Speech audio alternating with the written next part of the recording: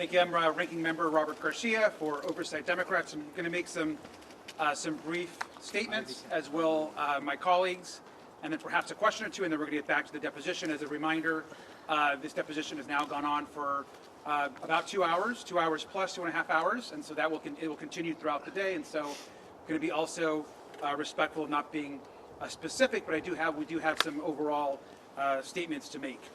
And a lot of this obviously ties into what the Secretary has already put out herself in her opening statement. I just want to begin by just clarifying and putting emphasis on something that's very important, and it's something the Secretary herself has said. Secretary Clinton never met Jeffrey Epstein. She never visited the island. She never flew on his plane. She also had no knowledge of Jeffrey Epstein's horrific crime. So zero knowledge of any wrongdoing. And you've also all heard that directly from her. Secretary Clinton is also completely cooperating with the deposition and the committee, and is answering questions in full faith and in good faith. What is not acceptable is oversight Republicans breaking their own committee rules that they established with the Secretary and her team, which you've all reported and you've seen by releasing photos. Not acceptable, and it was gracious of the Secretary and her team to continue the deposition. What we also want to say at this very moment is it's becoming more clear every single day is the questions continue to build around this DOJ and the White House and the focus of the majority. We want to understand right now where the missing FBI files are. These are files that accuse the President of the United States about serious accusations around sexual abuse. And the fact that they're not in the files and have been apparently either removed or discarded is incredibly concerning. And so we're calling on Attorney General Pam Bondi to immediately release those files. And lastly, I want to also add that this committee has now set a new precedent about talking to presidents and former presidents. And we're demanding immediately that we ask President Trump to testify in front of our committee and be deposed in front of oversight Republicans and Democrats. And that should happen immediately. He is the person that appears almost more than anyone else in the committee, and it needs to happen right now. Mr. Chairman, do you distinguish at all between a president and a former president and a sitting president? I mean, is there something in there? Because they would say, wait a minute, we know what the court ruled on his immunity. We should depose the person that is mentioned in the Epstein files almost more than any other person next to Ghislaine Maxwell, and that's Donald Trump. Mr. Ranking We're going to have a couple really comments, and then we're going to. How did that vote? I'm going to answer a couple questions. Thank you. I'm going to answer a couple questions. Thank you. Thank you. House Republicans need to get serious about this investigation. I understand now fully why Secretary Clinton wanted to make this deposition and her hearing public, because the reality is we are talking to the wrong person today. Who we should be talking to instead are people who are actually mentioned in the files, people who have made misleading statements about their relationship with Jeffrey Epstein. Earlier today, Chairman Comer mentioned being open to talking to Secretary Lutnick. Well, let's get him in. Let's talk to Secretary Lutnick instead. Let's talk to someone who is neighbors with Jeffrey Epstein, who actually associated with Jeffrey Epstein, not someone who had never, ever met Jeffrey Epstein to their knowledge. And so let's try to talk about people who will help us with our investigation, and let's release the 2.5 million files so we can know who else to talk to, and so we can do right by the victims and actually bring justice. Thank you. Thank you. I'm Congresswoman Yasmin Ansari, representing Arizona's 3rd District. I am extremely appalled by the Republican chairman's behavior today and by the behavior of the entire committee and how unserious they are about this investigation. Let's remind the country about what we are actually talking about. Jeffrey Epstein, Ghislaine Maxwell, and a list of many rich and powerful people from around the United States and around the world abused and raped more than 1,000 people who were children, many of whom were children at the time. And today we are sitting through an incredibly unserious clown show of a deposition where members of Congress and the Republican Party are more concerned about getting their photo op of Secretary Clinton than actually getting to the truth and holding anyone accountable.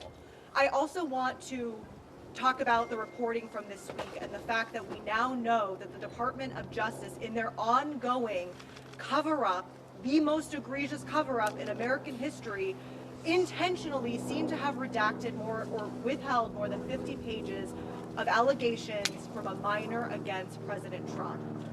Do not forget that Kash Patel went in front of the Senate Judiciary Committee and said under oath that the FBI had no credible allegations of any other people being involved in this child sex trafficking operation.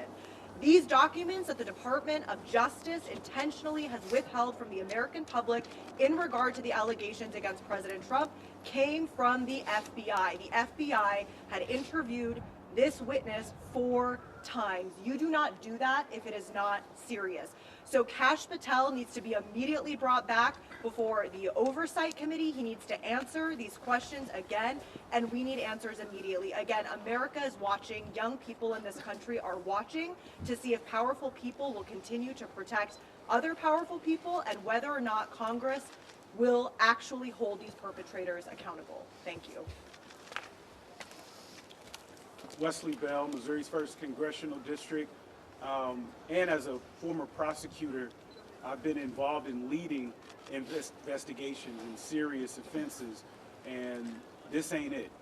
What we're seeing is political theater. What we're seeing is folks that are looking for headlines and tweets as opposed to doing the business of going about getting justice for the victims in this case, and survivors in this case, I should say, as well. And I think that that's what I think some of our friends on the other side are losing sight of, is that we are here to make certain that justice is served, and it's important for us, and as oversight members, to do our job to ensure that all the evidence, any information is heard, and that any victims, any survivors, voices are heard as well, and that's what we're supposed to be doing. And so what we're seeing today is we have not learned one new thing.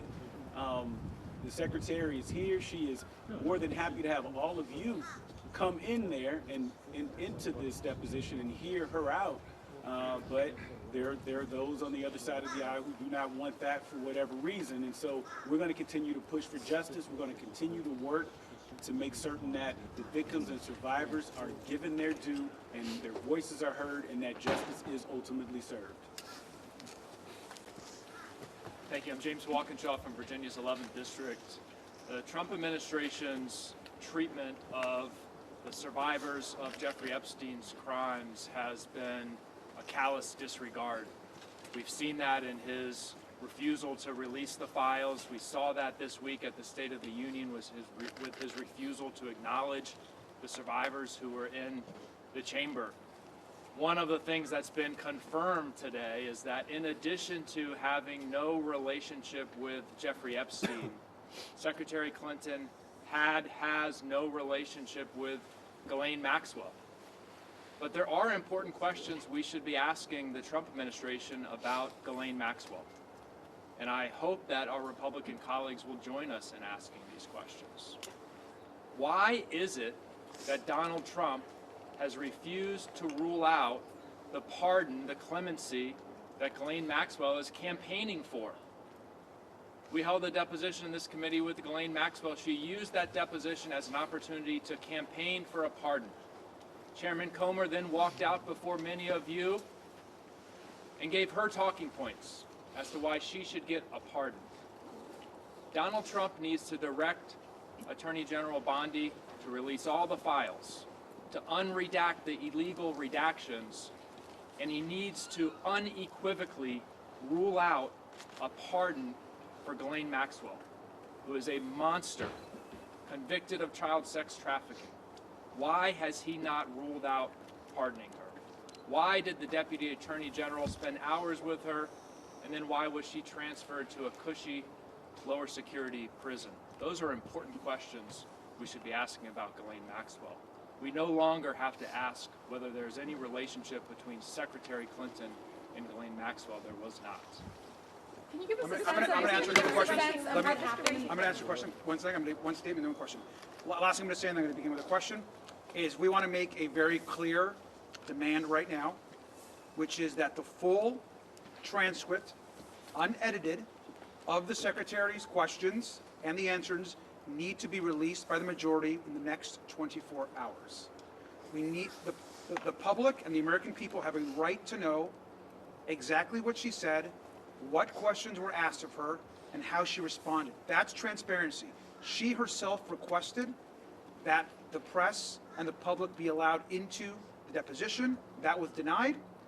And so at a very minimum, they need to immediately release the full transcript, and we're hopeful that tomorrow, for the former president, that the press would be allowed in and the public as well. That's been the request. Thank you, Mr. Ranking Member. How did that leaked photo get out, and do you believe there should be any repercussions?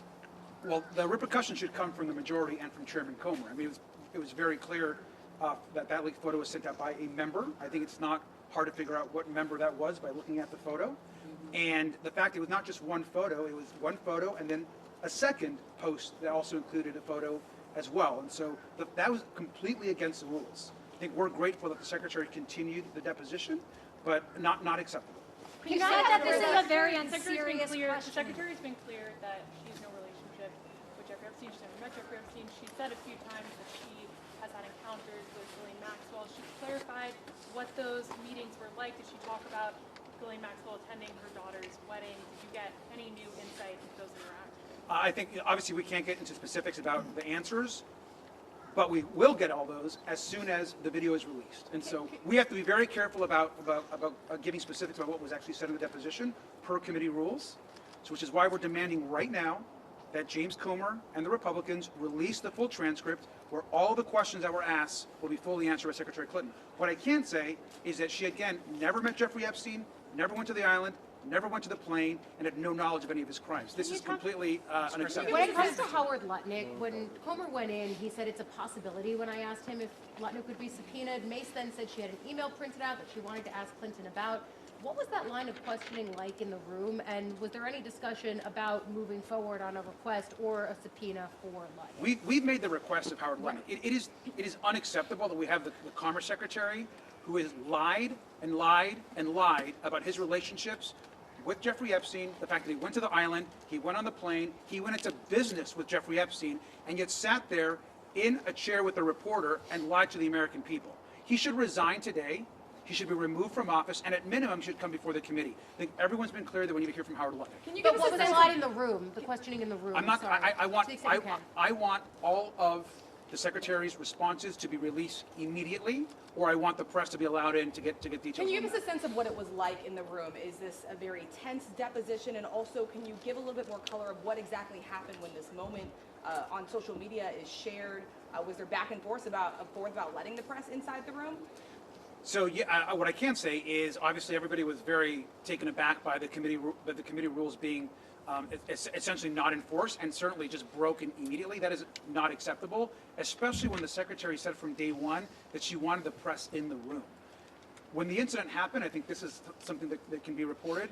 The Secretary's team continued to demand, even after the incident, to let the press into the room, because what was important for her is that her answers to the questions not be edited, that the video not be edited. And so we understand that, and we're committed to getting this video transcript out immediately. And to be clear, she is answering every question. To be clear, she's answering all the She taking questions. the fifth at all?